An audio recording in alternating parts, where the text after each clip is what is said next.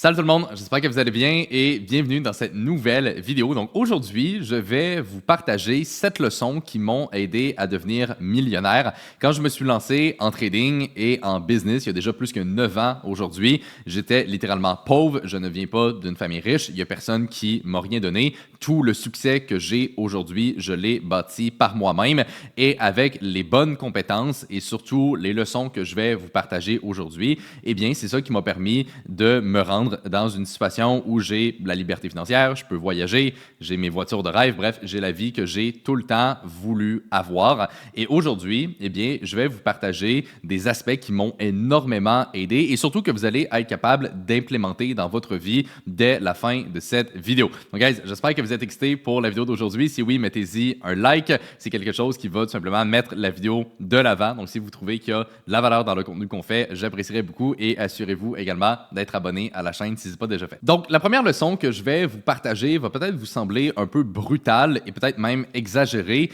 mais si on prend le temps d'y penser, vous allez voir que ça fait énormément de sens. C'est-à-dire que si vous êtes pauvre, c'est tout simplement que vous êtes incompétent. Quand j'étais plus jeune et que je venais de commencer à m'intéresser au business, l'argent, le trading et tout ça, eh bien, j'avais des croyances limitantes. Je me disais que probablement que j'allais pas être capable de réussir parce que je viens pas d'une famille riche, parce que je savais pas trop comment ça fonctionne, parce que j'étais pas chanceux, parce que j'avais pas eu un bon environnement déjà pour avoir du succès. Bref, je m'inventais toutes sortes de raisons qui me contemplaient dans ma médiocrité et qui faisaient que j'essayais de justifier pourquoi j'avais pas de résultats.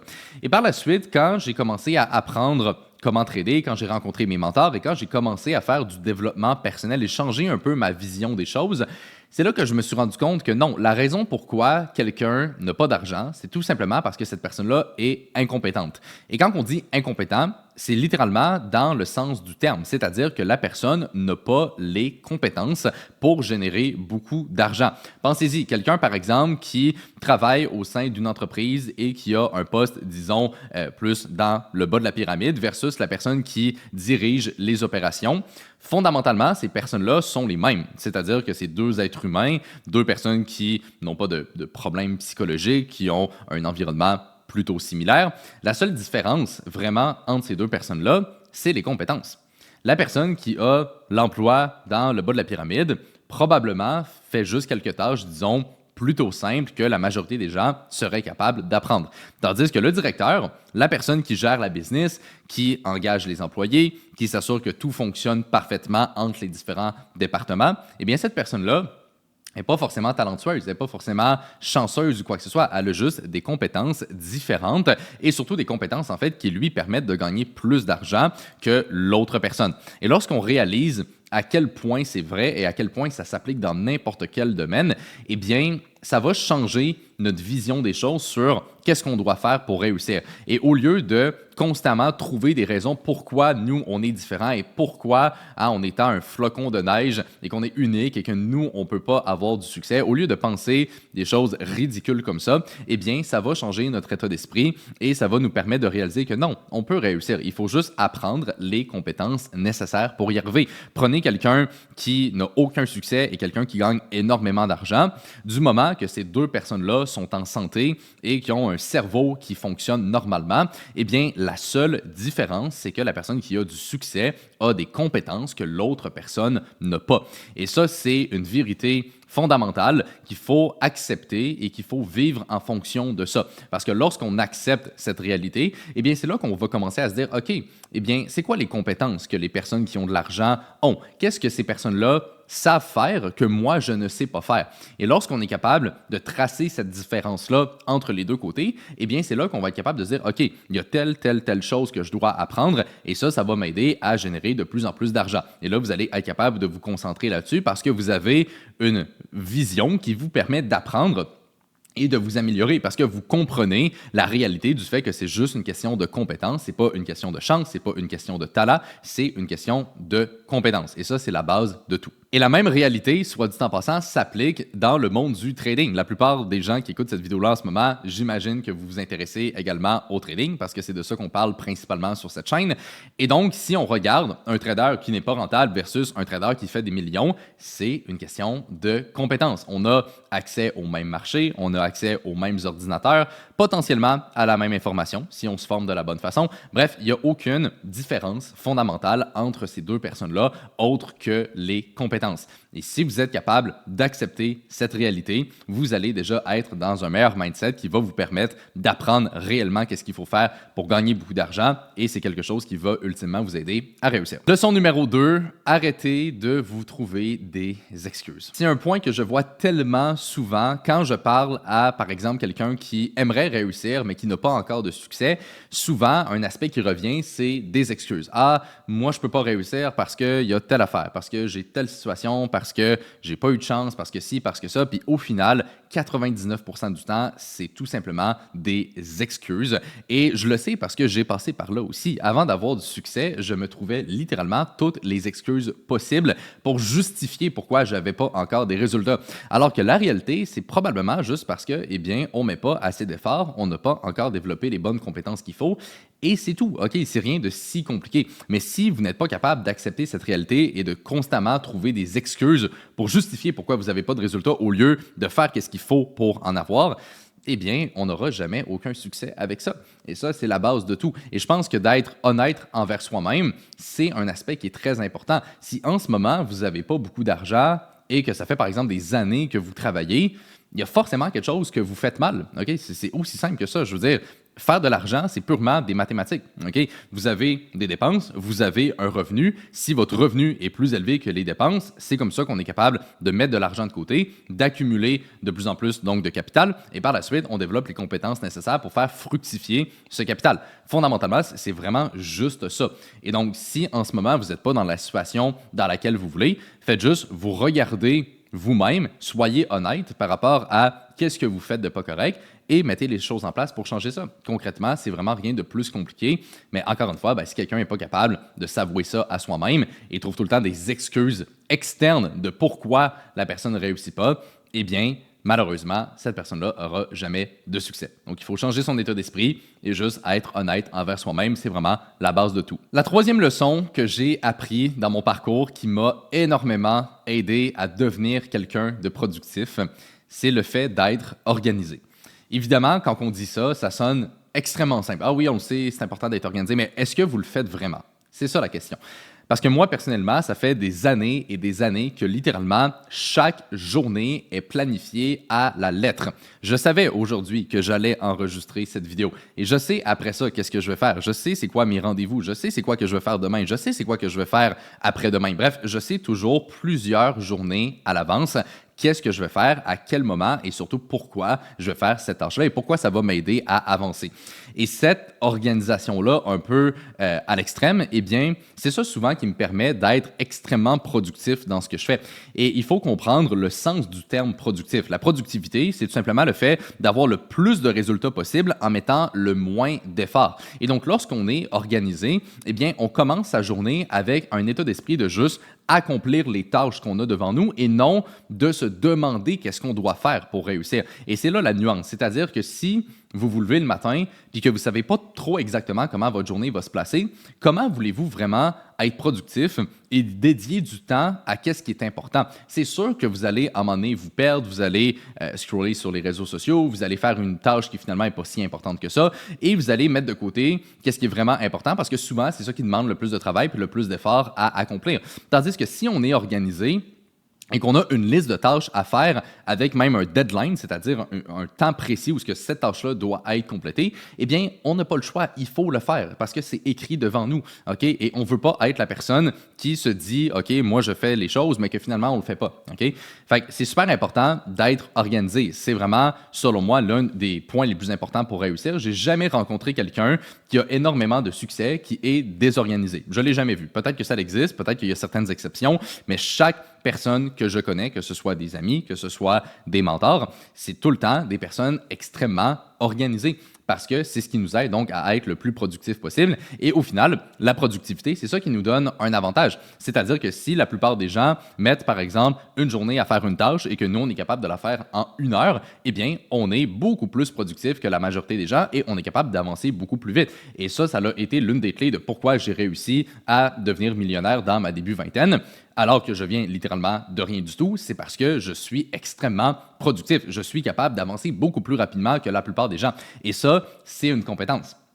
Ça revient au premier aspect que je vous ai parlé. C'est une compétence d'être productif. Je ne suis pas né en étant productif. J'ai entraîné cet aspect-là dans ma vie. À tous les jours, j'essaie d'être le plus efficace. J'essaie d'aller le plus vite possible. Et aller vite, ça ne veut pas dire faire mal le travail. Ça veut dire être efficace dans ce qu'on fait. C'est ça la nuance.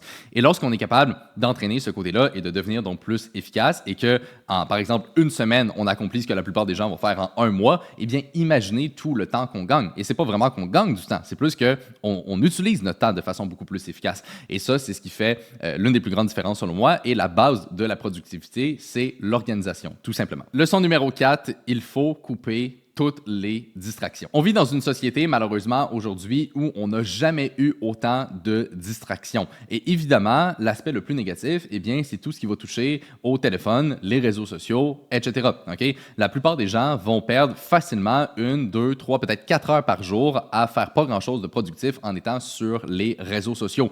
Et là, on parle du divertissement, mais il y a également la malbouffe, la pornographie. Bref, on pourrait rentrer dans plein de sujets beaucoup plus profonds. C'est pas vraiment ça l'aspect de la vidéo, mais tout ça pour dire donc qu'il faut couper les distractions. Si on est constamment distrait et qu'on n'est pas capable de rester focus sur une certaine tâche pour l'accomplir le plus vite possible, eh bien, on ne peut jamais avancer en faisant ça. Et le problème, c'est que la plupart des gens, en fait, ne réalisent même pas à quel point ils sont distraits. Parce que si on n'est pas conscient de ce que j'explique en ce moment, eh bien, on va juste se laisser, on va dire, influencé par tous ces points-là. Puis au final, c'est facile de se faire influencer par ça parce que ça nous rend confortable. Okay? On s'entend que manger de la malbouffe en écoutant un film sur Netflix, on s'entend, c'est rien de compliqué. Okay? Puis ça nous fait sentir bien dans le moment présent parce que ça donne énormément de dopamine et ça nous fait donc nous sentir heureux. Mais évidemment, c'est pas vraiment le fait d'être heureux, c'est plus en fait du plaisir instantané. Et lorsque ce plaisir instantané disparaît, si on est trop habitué à ça, on va tout le temps en redemander et on va tourner en rond de cette façon-là. Et après ça, quand on va essayer de travailler, eh bien, le travail va nous sembler tellement ennuyant parce qu'on a des choses beaucoup plus stimulantes à côté. Évidemment, votre cerveau va être beaucoup plus stimulé si vous scrollez sur TikTok à n'en plus finir versus si vous essayez de travailler. Puis c'est ça le problème, c'est que les gens sont tellement rendus accros à tout ce qui est donc la dopamine et le plaisir instantané que lorsqu'on vient le temps de travailler, ben, ils ne sont pas capables d'être efficaces, ils ne sont pas capables d'être productifs parce que leur cerveau a littéralement été brainwash par tous ces aspects-là. Et lorsqu'on est capable de couper ces distractions-là, eh bien, ça devient beaucoup plus facile de travailler parce que ça a l'air plus excitant. C'est ça qui est le fun, c'est ça le plaisir qu'on en retire. Et c'est justement l'aspect qu'on veut développer. Et c'est pour ça que quand on parle de distraction, le but, c'est pas de « Ah, OK, j'essaie de réduire ou j'essaie de contrôler ma personne pour ne pas aller sur les réseaux sociaux. » Non, il faut les couper. Okay? Donc, mettez-vous un time, par exemple, sur votre téléphone qui vous bloque après un certain temps passé sur les réseaux sociaux. Vous pouvez peut-être vous accorder, on va dire, 30 minutes par jour maximum de réseaux sociaux. Puis si vous dépassez ça, il y a littéralement un timer qui vous bloque. Okay? Il faut les couper physiquement parce que sinon, c'est sûr que vous allez céder à la tentation. Lorsqu'on travaille, on sort son téléphone de la pièce, on le met en mode avion. On ne veut pas être dérangé par toutes les notifications puis tout ce qui se passe dans le monde extérieur. Okay? Il faut être capable d'être focus sur une tâche et c'est la base de tout parce que si on n'est pas capable de faire ça, eh bien, on ne sera pas productif, on ne va rien accomplir et au final, rien va avancer. La 5e leçon que j'ai appris spécifiquement avec l'un de mes mentors, c'est l'importance d'aligner ses actions avec ses objectifs. L'un des problèmes que je me suis rendu compte au fil des dernières années pour avoir côtoyé des centaines de personnes et avoir coaché énormément de gens aussi au travers de notre programme, c'est que la plupart des gens ont des objectifs, mettons ici, et leurs actions sont littéralement là. C'est-à-dire qu'il y a beaucoup de personnes qui me disent « Anthony, moi, je veux être libre financièrement, je veux avoir aussi, comme toi, un supercar, je veux pouvoir voyager. » Ils ont vraiment une vision, on s'entend, du top 0,001% de la plupart des gens. Par contre, leurs actions Ah, ben là, il n'y a plus grand-chose. Hein. Là, ben j'ai un travail, OK. T'apprends-tu une autre compétence? Non. Ah, OK. Ah, le week-end, je sors avec mes amis. Ah, OK. Bon, ben, c'est ça. OK. Fait que c'est important, en fait, de juste ça revient à ce que je disais tantôt, être honnête envers soi-même. OK? Vous ne pouvez pas avoir une vision de, justement, le top 0,001% des gens et avoir des actions qui sont comme tout le monde.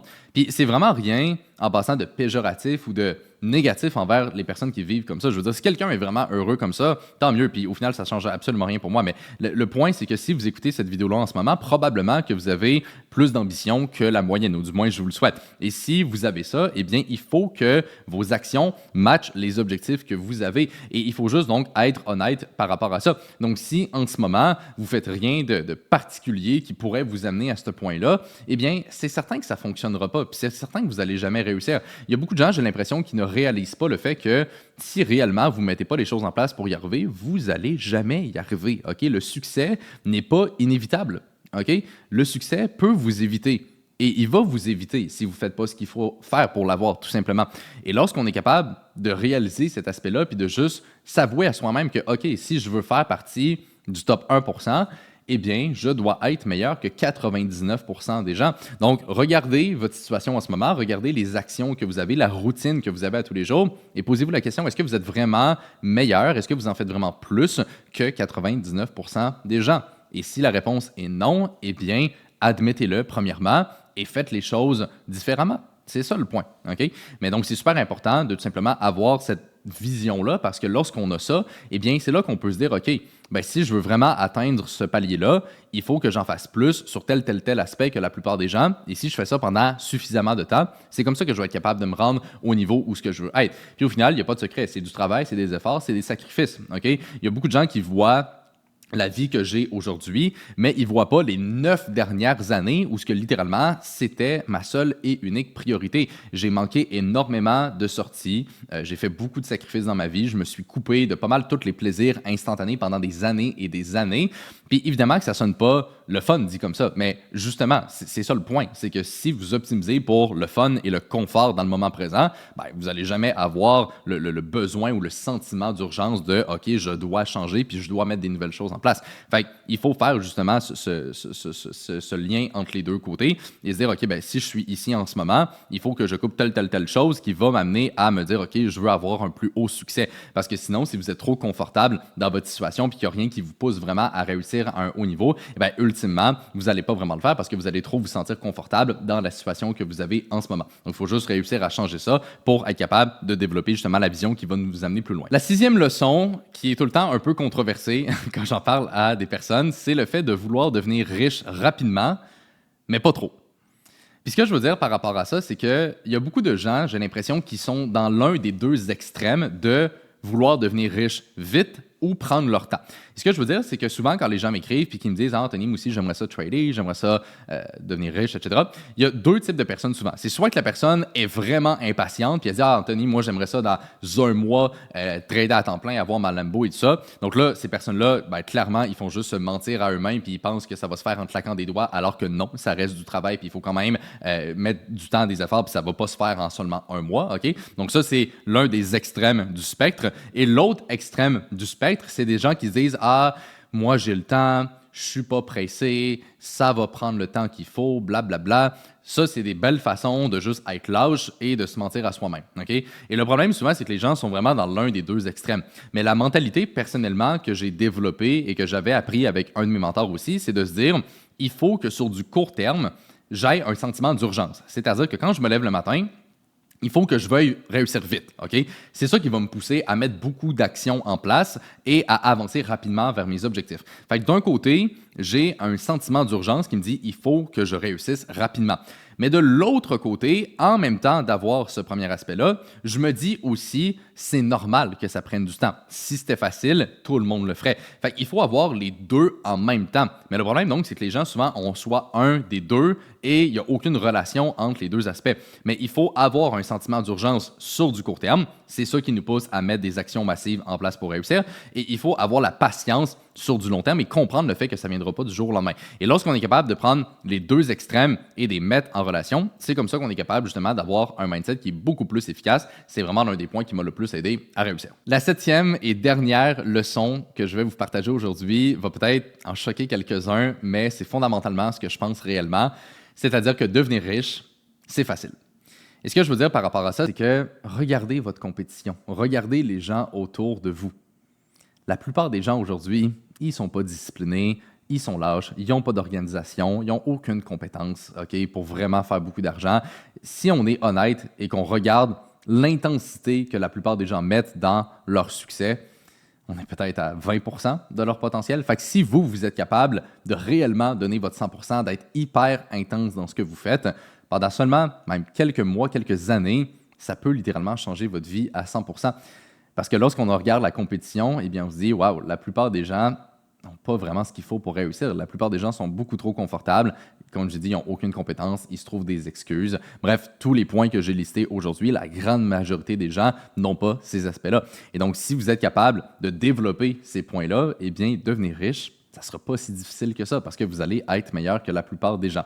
Et ça, c'est l'une des croyances que j'ai développées au courant des dernières années, c'est-à-dire que quand je regarde la plupart des gens autour de moi ou les gens qui veulent réussir, eh bien, je me rends compte que beaucoup de gens ont cette volonté de « Ah, moi, j'aimerais ça réussir ». Mais c'est tout le temps « J'aimerais ça réussir ». C'est pas « Je vais réussir ». Et ça fait toute la différence, tout simplement. Donc, quand on est capable de comprendre ça, eh bien, c'est là qu'on se dit « OK, la compétition alentour de moi n'est pas si forte que ça ». Fait que si je suis capable d'en faire plus et de vraiment être intense dans ce que je fais, les chances que je réussisse sont très élevées. Et lorsqu'on a cette croyance-là, eh bien, c'est très motivant parce qu'on comprend que, OK, le succès n'est pas si loin que ça si vraiment on met les bonnes choses en place. Donc, bref, j'espère, guys, que vous avez apprécié la vidéo d'aujourd'hui. C'est 7 leçons qui m'ont énormément aidé à réussir. J'espère qu'elles vous ont apporté de la valeur puis que vous allez surtout les appliquer parce que c'est ça qui va vous donner des résultats. Si vous avez aimé, guys, la vidéo, mettez-y un like et là-dessus, on se retrouve dans la prochaine.